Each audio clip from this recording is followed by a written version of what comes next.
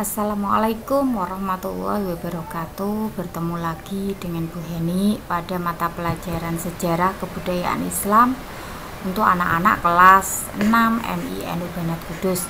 Pada kesempatan kali ini kita akan belajar bersama tentang Sunan Muria ya. Kita pasti sudah tidak asing lagi dengan Sunan Muria karena kebetulan Sunan Muria juga dimakamkan di Kabupaten Kudus ya. Oke, kita mulai bersama-sama ya. Sunan Muria ini mempunyai nama asli Raden Umar Said. Beliau juga mempunyai nama kecil Raden Pranowo ya. Beliau ini merupakan anak dari Sunan Kalijaga dan ibunya adalah Dewi Sarah binti Maulana Ishak. Beliau menikah dengan Dewi Sujina. Dewi Sujina itu merupakan adik dari Sunan Kudus ya. Makanya hubungan Sunan Muria dan Sunan Kudus ini adalah peripean atau ipar. Kemudian beliau juga menikah dengan Dewi Roroyono. Dewi Roroyono ini merupakan putri dari Ki Ageng Ngerang ya. Diceritakan suatu ketika Dewi Roroyono ini sedang berulang tahun yang ke-20. Dewi Roroyono ini sangat cantik sekali ya orangnya, banyak tamu yang terpesona. Saking terpesonanya ini Dewi Roroyono ini sampai diculik oleh seorang adipati. Kemudian ayahnya Ki Ageng Ngerang ini membuat sayembara. Barang siapa yang dapat mengembalikan Dewi Roroyono maka berhak menikahinya. Dan pada saat itu Sunan Muria berhasil memenangkan sayembara tersebut dengan merebut Dewi Roroyono dari tangan penculik dan mengembalikannya dalam keadaan baik. Akhirnya Sunan Muria ini dinikahkan dengan Dewi Roroyono. Kemudian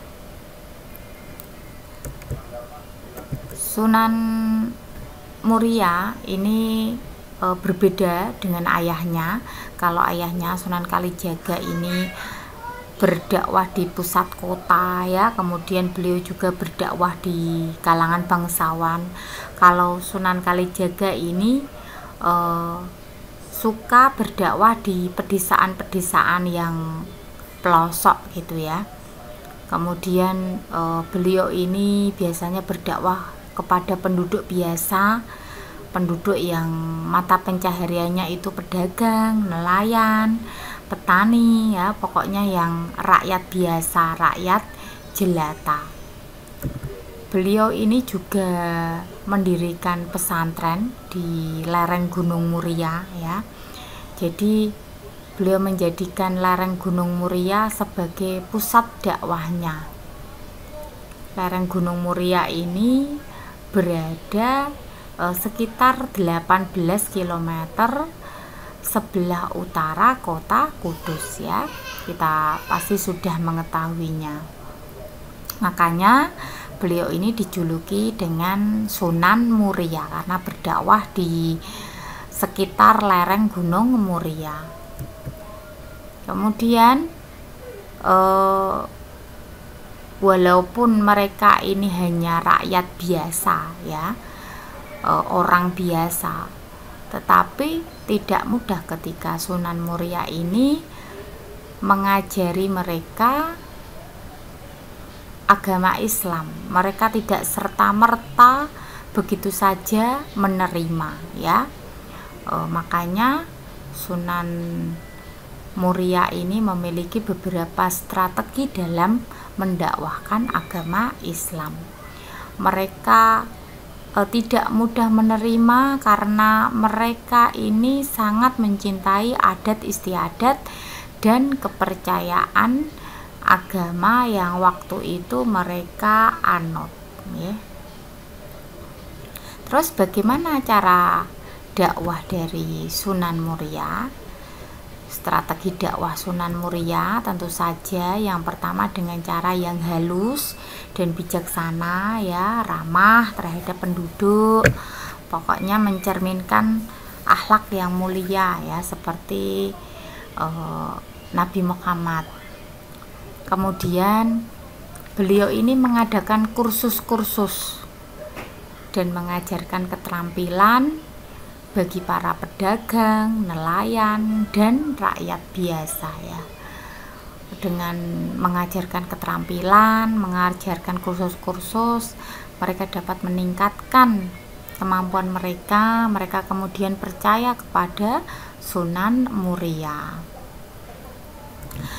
Sunan Muria juga memakai kesenian dalam mendakwahkan agama Islam ya.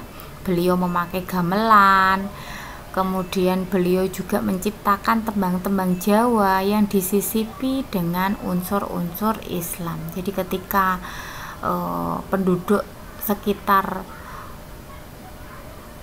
menembangkan tembang-tembang Jawa tersebut, secara tidak langsung mereka sudah belajar tentang agama Islam.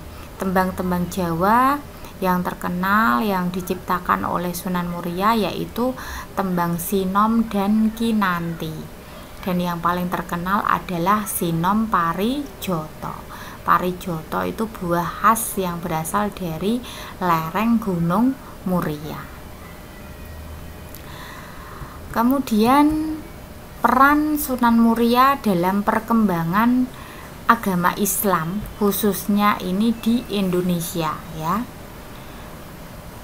pengaruhnya cukup besar ya, khususnya untuk perkembangan agama Islam di Jawa.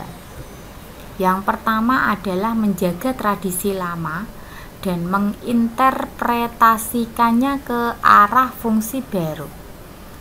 Jadi Sunan Muria ini kan sangat menyukai seni dan budaya ya. Karena pada saat itu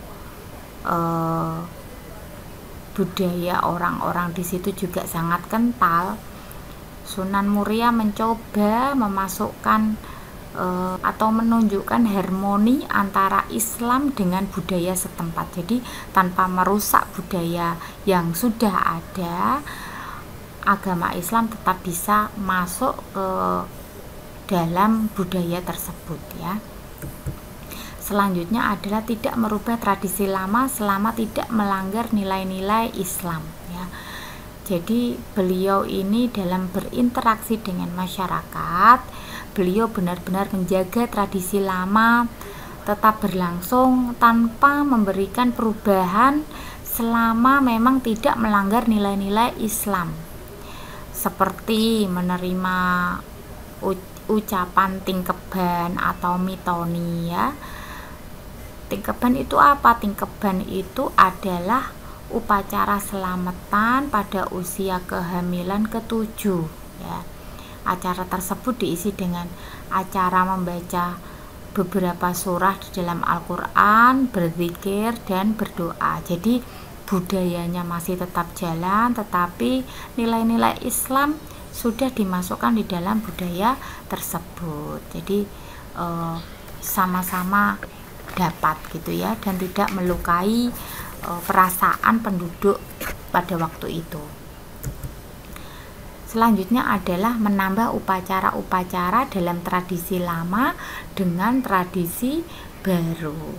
Ini seperti memasukkan nilai dan ajaran Islam dalam praktek pernikahan yang tengah berjalan, sehingga meskipun ada budaya Jawa, syarat dan rukun pernikahan kemudian ditentukan berdasarkan ajaran Islam ya. Kalau orang Jawa biasanya menikah itu kan ada semacam upacara adat Jawa begitu ya. Ndak apa-apa selama tidak keluar dari jalur Islam, tetapi syarat sah nikah tetap harus dipenuhi ya, seperti harus ada wali, harus rukunnya harus urut ya. Nah, itu semua biar berjalan sesuai dan seirama. Selanjutnya adalah mengganti sebagian unsur lama dalam satu tradisi baru, seperti mengganti tujuan membakar kemenyan dalam selamatan ya. Dalam praktek sebelumnya, selamatan atau sesajen diberikan kepada sosok makhluk halus. Maka dakwah para wali mengganti tujuan selamatan untuk mencari ridho dan pertolongan Allah. Demikian juga tradisi bancaan atau makan besar dalam acara selamatan dengan tumpeng yang sebelumnya dipersembahkan ke tempat-tempat angker diubah menjadi kenduri, yaitu upaya mengirim doa kepada leluhur dengan doa-doa Islam di rumah orang yang mengadakan tradisi tersebut ya. Makanya sekarang ada hajatan, itu kan makan-makan tetapi sambil berdoa, itu semua ajaran dari Wali Songo. Selanjutnya adalah mengadakan perombakan setting budaya dan tradisi keagamaan dalam cerita wayang. Nah, ini hampir dilakukan oleh beberapa Wali Songo ya. Sunan Muria juga berdakwah melalui pendekatan seni dan budaya melalui pertunjukan wayang ya. Wayang ini juga yang dilakukan oleh ayahnya Sunan Kalijogo. Kemudian beliau mengubah isi cerita dan melakukan perombakan setting budaya dan tradisi keagamaan yang ada di masyarakat. Jadi kalau biasanya itu ceritanya itu budaya yang tidak sesuai dengan ajaran Islam, diganti dengan cerita yang menanamkan pesan-pesan tauhid dan akhlak mulia dalam kehidupan sehari-hari. Jadi selanjutnya, sikap positif dalam pribadi Sunan Muria yang tentu saja yang harus kita teladani ya. Yang pertama, beliau ini adalah orang yang sederhana dan bersahaja ya. Walaupun seorang wali, walaupun ulama, beliau ini memilih tinggal di pelosok jauh dari perkotaan, yang tentu saja hidup di pedesaan ini tidak semudah hidup di perkotaan yang jauh dari pusat kekuasaan. Beliau bergaul dengan masyarakat pinggiran ya. Beliau juga menunjukkan sikap yang sederhana dan bersahaja. Kemudian beliau ini mempunyai jiwa toleransi yang tinggi ya. Tadi beliau ini selalu mengedepankan budaya. Jadi beliau ini menghormati kebiasaan masyarakat yang ada pada saat itu. Kemudian beliau ini juga bersifat dermawan. Sunan Muria mengajarkan agar masyarakatnya menciptakan keselarasan dan perdamaian sesama penduduk melalui sedekah atau pemberian makanan kepada tetangga, dan beliau ini selalu mencontohkannya ya. Jadi segala hal yang dicontohkan itu pasti akan lebih mudah untuk ditiru, begitu ya. Ini sedikit materi tentang Sunan Muria. Semoga ada manfaatnya ya.